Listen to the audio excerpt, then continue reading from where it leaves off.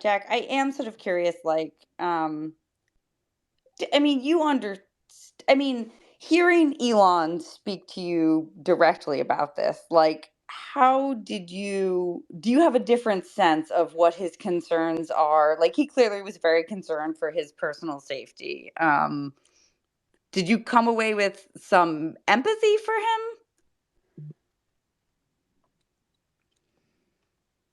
Concern. I just right now there's so much going on.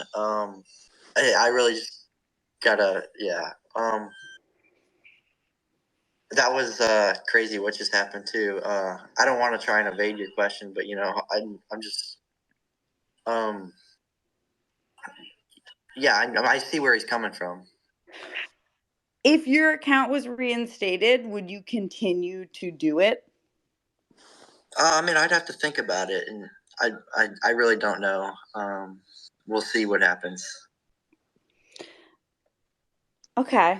Hey, Joan, can I just jump in? I don't want to speak for Jack, but I just want to add a couple facts into the conversation. Well, Jack told Yeah, me and others he started these accounts because he was a fan of Elon Musk. yeah, He was able to pull public data, again, that's still available online for not just Elon's jet, but every jet, and use it, you know, in the way that aviation enthusiasts and hobbyists do all the time about every jet. Remember when Nancy Pelosi flew to Taiwan and people were tracking that jet? Um, it's a simple. So I just want to, I think Elon is trying to make this conversation about stalking and whether anyone wants violence against people's families. That's not anywhere near the case. Jack has never said anything like that.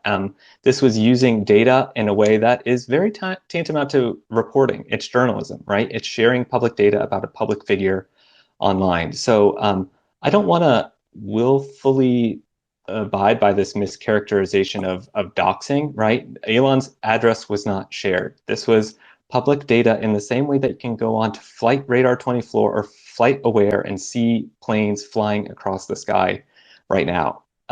So I also want to bring up, when yeah. I Jack, think that's very true. yeah, yeah, sorry, I don't mean to interrupt for Jack, but I also want to say too, like as this is happening, I mean, I was reporting on this, so I was able to sort of tick through it in the timeline. Jack's accounts were mysteriously suspended out of nowhere. We didn't realize that the rules had changed. Twitter had not announced that these Yeah, rules had changed. Um, uh, when I talked to Jack, he was mystified by what had happened because literally last month, Elon said, I'm going to keep up the account that tracks my jet because I support free speech. So, and as then far as, yeah, it took hours for the story to come out. I really am mystified as why you would wait to release the story that he's come out with. yeah, and I remember seeing it while we were covering this too. Like, Jack's account was brought back online. It was restored very briefly, and Elon said, "Okay, I'm not going to tolerate doxing. I don't want real-time information. I only want information on a slight delay." And Jack even tweeted back, "Okay, what does a slight delay mean?" Jack was trying to abide by Elon's newly changed policy, like newly changed within the last day, and there was no, I think Elon suggested like maybe a day or something. Anyway, I just want to say Jack was not given the chance to abide by this new policy that Elon changed within a matter of hours.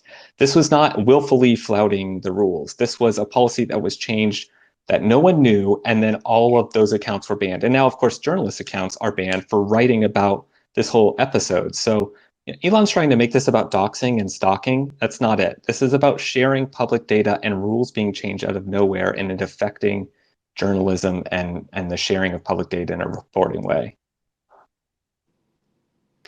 I mean, like, I don't want to. I feel like this is a trap question, but like, Jack, I mean, like, this is a case where like you were tweeting this public airline information, but you tonight had a moment where like Elon essentially personally told you, "I don't like it. Please stop." Like, does that change how you think about doing this? You know, just because there's always going to be people in the world that don't like something you're doing, and you know, I'm a fan of them, but I'm not going to stop doing what I enjoyed. I've said this even back in the day when it first came out. It's the same case now, and it really hasn't changed since. And like you're a fan of him, like